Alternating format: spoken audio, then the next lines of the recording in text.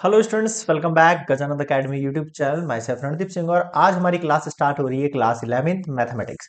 Chapter number 1 से start करेंगे set से। तो आपने इससे पहले हमारा क्लास 9, क्लास 10, ठीक है, और क्लास 12 इन तीनों की मैंने प्लेलिस्ट क्रिएट कर दी है। अगर आपका कोई भी फ्रेंड्स या आपका कोई भी कजन इन क्लासेस में हो तो आप सजेस्ट कर सकते हो चैनल के लिंक को, ठीक है। ओके, तो अब हमारा क्या मोटिव है, क्लास 11th जो है वो अपन कंप्लीट करेंगे एग्जाम से पहले। पूरी कोशिश करेंगे कि आपका फैब तक सिलेबस जो है पूरा हो जाए। इस बार थोड़ा सा डिले हो गया इस क्लास के लिए, बाकी सारी क्लासेस हो गई। एक्चुअल में क्लास 11th का जो है वो मटेरियल, वो जो ओल्ड वाली एनसीईआरटी थी ना उसके हिसाब से चल रहा था, तो न्यू वाली में थोड़ा सा टाइम लग गया, फिर बीच में मेरा एक्सीडेंट वगैरह हो गया तो थोड़ा सा क्लासेस का गैप मिल गया 2 मंथ का।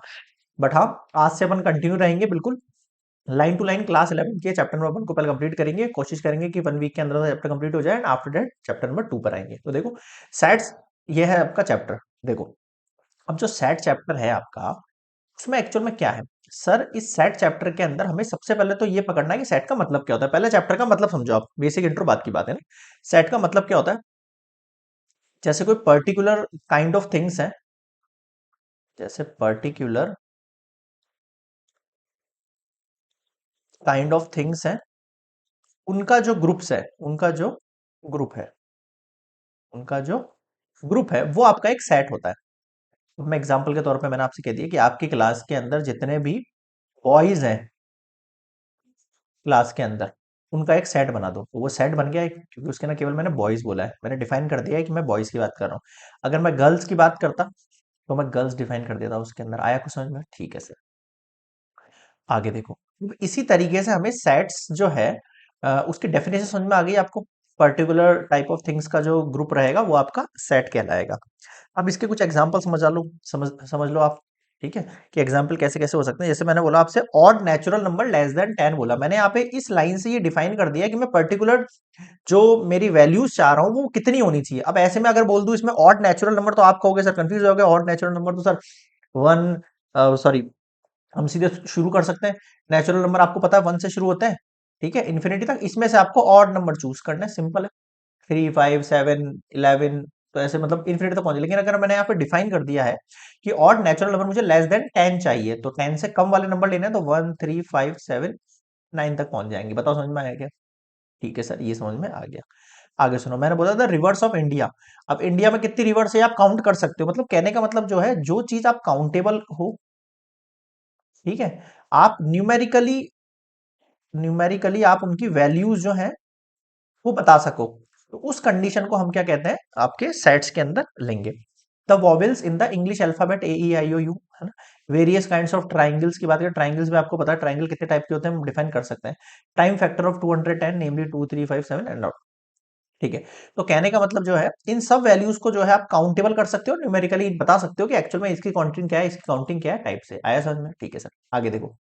Again, the collection of 5 most renowned mathematician of the world is not well defined। अब देखो, अगर मैंने आपसे कहूं कि मुझे कलेक्शन बताओ 5 most renowned मैथमेटिशियन के, अब आप कहोगे सर मैथमेटिशियन तो बहुत सारे हैं, मैथमेटिशियन तो बहुत सारे हैं। अब आपके हिसाब से जो बेस्ट है वो किसी और के हिसाब से हो सकता है बेस्ट ना हो, वो एवरेज वाली स्थिति में हो। तो कोई दूसरा जो है वो कोई और 5 बेस्ट बंदे बताएगा, कोई दूसरा जो होगा वो कोई 5 बेस्ट मैथमेटिशियन कोई और बताएगा। तो यहाँ पे क्या है, वैल्यूज डिफरेंट हो जाएंगी आपके पास, है ना। मतलब बंदे जो बदल जाएंगे, ऑब्जेक्ट चेंज हो रहा है। इस कंडीशन में जब ऑब्जेक्ट चेंज होता है तो उसको आप नॉट वेल डिफाइंड बोलते हो ना, because criteria of determining mathematician is most region may vary from person to person. तो इस कंडीशन को आप सेट में डिफाइन नहीं कर सकते। वी शैल से data set is a well defined collection of object, है ना। वेल डिफाइंड का मतलब है जो सबकी नजर में सेम हो। जैसे भाई आप कहोगे इंग्लिश अल्फाबेट वोवेल, तो भी आप ये कहोगे, मैं कहूंगा तो भी ये कहूंगा, कोई और तीसरा कहेगा तो भी ये कहेगा, तो ये चीज क्या हो गई, फिक्स हो गई, है ना, वेल डिफाइंड हो गई। वेल डिफाइंड का मतलब हर की नजर में सेम काउंटिंग नंबर बैठ रहा है। समझ गए? तो उससे आप क्या कहते हो, सेट कहते हो। क्लियर है यहां तक? ठीक है सर, आगे देखो। अब आप कुछ वैल्यूज हैं जो मैं आपको बता रहा हूँ, इनको आप नोट कर ले, वैसे आपके एनसीईआरटी में मिल जाएगा, न्यू वाली के हिसाब से चल रहा है। बट फिर भी आप एक बार नोट डाउन करके चलना, अपने नोट्स बना के चला करो एकदम प्रिसाइसली। हर एक्सरसाइज से पहले आपके कुछ इंपॉर्टेंट पॉइंट होने चाहिए जो आपको एग्जाम टाइम में रिवाइज करने में थोड़ा सा इजी रहेगा, या फिर बुक्स के ऊपर भी मार्क कर सकते हो इस टाइप से। ठीक है, ध्यान रखना अपने जो जो भी अपने टॉपिक यहाँ पे डिस्कस कर रहे हैं वो आपकी जो न्यू वाली बुक है 2023-24 उसके अकॉर्डिंग है। और इसके आगे आपका जो इसी बुक के हिसाब से चलेगा, तो नेक्स्ट हम जब भी क्लासेस वगैरह आप होंगे तो इन्हीं लेक्चर्स को देख सकते हो 2023-24 new NCERT.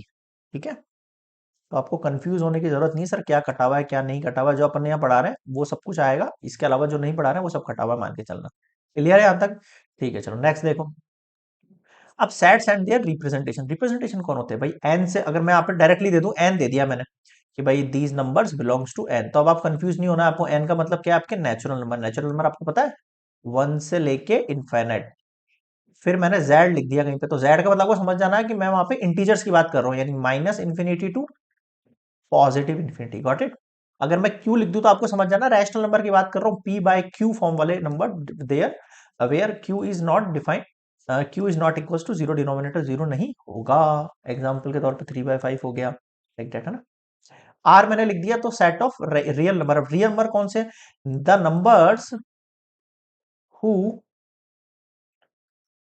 The numbers who denoted on number number line. ठीक है, यहाँ पर रिप्रेजेंट कर दो जो भी नंबर्स हम नंबर लाइन पे बना सकते हैं। जो भी नंबर्स हम नंबर लाइन पे बना सकते हैं वो सब क्या है आपके पास? Real number. हिंदी में इसको वास्तविक कहते हैं वैसे एक्चुअल में।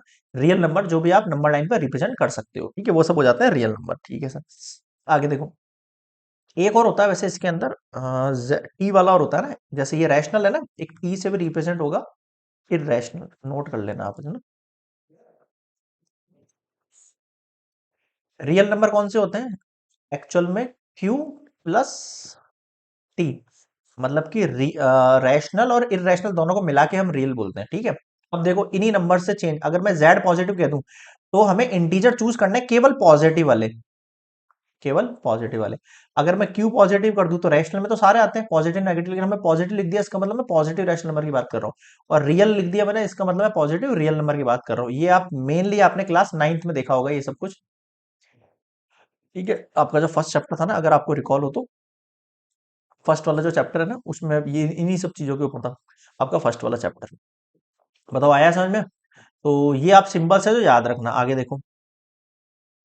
अब सेट्स एक्चुअल के अंदर दो मेथड से रिप्रेजेंट करते हैं हम सेट्स को। ठीक है, पूरा फर्स्ट एक्सरसाइज आपका इसी के ऊपर, बहुत आसान एक्सरसाइज है मान के चलो। बच्चे इसमें फालतू टेंशन लेते हैं यार सर ये तो बहुत बकवास एक्सरसाइज है एंड ऑल। सीरियसली बताना, सबसे ज्यादा मार्क्स की नहीं है, शायद 4 मार्क्स का है आपका ये वाला चैप्टर। 4 या शायद मे बी 3 है ना, मुझे एग्जैक्टली याद नहीं है, नया वाला जो आया आपका उसके हिसाब से कितना है। तो ये मान के चलो फिक्स है आपके ये मार्क्स, कहीं कटेंगे नहीं अगर आपने ध्यान रख लिया तो। देखो, दो मेथड कौन से रिप्रेजेंट सेट करने, एक तो बोलते हैं उसको रोस्टर फॉर्म। क्या बोलते हैं भैया एक बार? तुम बोलते हैं उसको रोस्टर फॉर्म। रोस्टर फॉर्म का मतलब इसको टेबुलर फॉर्म भी बोल सकते हो, जिसके अंदर हम नंबर्स को ब्रैकेट्स के अंदर डिनोट करते हैं, नंबर्स को ब्रैकेट्स में डिनोट करते हैं हम। ठीक है, और every number each and every question को हम न्यूमेरिकल वैल्यू के अंदर लिखते हैं, उसे कहते हैं रोस्टर फॉर्म। जैसे set of all natural number which is divided by 42 अगर आपको लिखना है तो आप इसको कैसे लिखोगे? Curly bracket. अब सर कौन कौन से नंबर जो 42 से डिवाइड हो सकते हैं? ठीक है, 1 2 3 6 लाइक से टाइप से। ठीक है, set of odd natural number represented by, ठीक है, अगर हमने ऑड नेचुरल नंबर लिख दिया, अब ऑड नेचुरल नंबर तो बहुत सारे होते हैं सर, कहाँ पे एंड ही नहीं होंगे, फिर आप ऐसे डॉट डॉट डॉट लगा के छोड़ सकते हो। स्कूल है उसको रिप्रेजेंट करना है अगर आपको, तो याद रखो अब यहाँ पे 2 बार ओ आ रहा है, लेकिन आपको लिखना एक बार ही है। इसकी एक खासियत हो गई अपने पास, क्या खासियत हो गई? Only one time number is shown, है ना। Only one time value is return. एक ही बार आपको वैल्यू लिखनी है, बार बार नहीं लिखनी है, चाहे आपकी जो क्वेश्चन है उसके अंदर 2 बार वो वैल्यू दे रखी हो 3 बार दे रखी हो। समझ गए? अब आप इसको HOLCH, इससे क्या समझ में आया? इसको हम ऐसे भी लिख सकते हैं, ऐसे भी। इसका मतलब ये हुआ सर, यहाँ पर जो है हमारे पास जो इनका जो क्या बोलते हैं उसको, स्टेज है, स्टेज का मतलब समझ रहे हो ना, इनकी जो वैल्यू की जो जगह है, स्पेस है, समझ रहे हो, वो वेरी कर सकती है। कि भाई एस है तो एस यहां भी आ सकता है, सी यहां भी आ सकता है, उससे कोई फर्क नहीं पड़ता है, उससे कोई फर्क नहीं पड़ता है। मतलब कि जो उसका स्पेस है वो चेंज हो सकता है ना, स्पेस चेंजेबल, आप उसको चेंज कर सकते हो, कोई दिक्कत वाली चीज नहीं है ना। आगे देखो, ये तो हो गई रोस्टर फॉर्म। नेक्स्ट क्या है हमारे पास, सेट बिल्डर फॉर्म। आप याद रखना इनको एग्जैक्टली। सेट बिल्डर फॉर्म क्या होता है, वो तो थी न्यूमेरिकली ब्रैकेट्स के अंदर अपन ने गिवन, लेकिन इसके अंदर क्या होता है, इसके अंदर आपको उन वैल्यूज को लैंग्वेज की फॉर्म में लिखना होता है। जैसे a इक्वल्स टू मैंने लिखा x is two x, actual में ये जो नंबर है x, ये किसको रिप्रेजेंट कर रहा है, x is a vowel in English alphabet. अब मैं आपसे कहूं कि इसको आप जो है रोस्टर फॉर्म में लिख के दिखाओ, इसमें लिख के दिखाओ रोस्टर फॉर्म में। तो आप कैसे लिखोगे, x is a vowel in English alphabet, A E I O U। और मैं आपसे कहूं ये चीज मैं आपको गिवन कर दूं मान लो, और मैं कहूं इसको आप सेट बिल्डर फॉर्म में लिख के दिखाओ, तो आप ऐसे लिखोगे। इस नंबर को, भाई ये जो नंबर दे रखा है इसको मैंने सबसे पहले x माना, फिर इज टू। अब ये जो x है वो एक्चुअल में है क्या, वो एक्चुअल में x is a vowel in English alphabet. तो हम समझ जाएंगे कि ये वाला जो x है ना वो एक्चुअल में इंग्लिश अल्फाबेट को रिप्रेजेंट करता है। बताओ समझ में आया क्या? ठीक है, अगला देखो x। x is a natural number which divide by 42। तो जो पीछे वाला था ना 42 वाला, इसको मैंने रिप्रेजेंट कर दिया है आपके लिए सेट बिल्डर फॉर्म में, और इंग्लिश अल्फाबेट वॉवेल वाला ये हो गया। बताओ समझ में आया क्या? अब बताओ क्या समझ में नहीं आया? इस तरीके से जो है, याद रखना इसमें एक्स की जरूरत नहीं है, एक्स ही लिखना, आप इसको वाई भी लिख सकते हो, जेड भी लिख सकते हो, कोई फर्क नहीं पड़ता है। बस ये नंबर सेम होना चाहिए ना, पता कैसे लगेगा ये दोनों एक्चुअल में, इसको ही रिप्रेजेंट, इसको ये एक्चुअल में नंबर है क्या उसको मैं बता रहा हूँ यहाँ से। आया समझ में? ओके ओके ओके, ठीक है। तो यहाँ पर जो है एक बेसिक जो कंसेप्ट है मेरे हिसाब से क्लियर है। इस कंसेप्ट पे आप एक्सरसाइज जो आपका 1.1 है इजीली कर लोगे सेल्फ, मेरी जरूरत ही नहीं मान के चलो। आपको फिर भी कोई डाउट लगे, आप कोई भी क्वेश्चन यहाँ पे पर्टिकुलर प्लेलिस्ट खोलना, और उसके अंदर कोई भी आपको जो भी क्वेश्चन है वो एक एक क्वेश्चन आपको सेपरेटली मिलेगा, हर क्वेश्चन को आप डिटेल में समझ सकते हो। ठीक है, बाकी कोशिश करना पहले खुद से क्वेश्चंस को करने की, फिर नहीं आता है तो अपन है ही है यहाँ पे हेल्प करने के लिए। क्लियर है यहाँ तक? चलिए मिलेंगे सीधे हम आगे नेक्स्ट एग्जांपल्स पे, तब तक के लिए अब गुड बाय।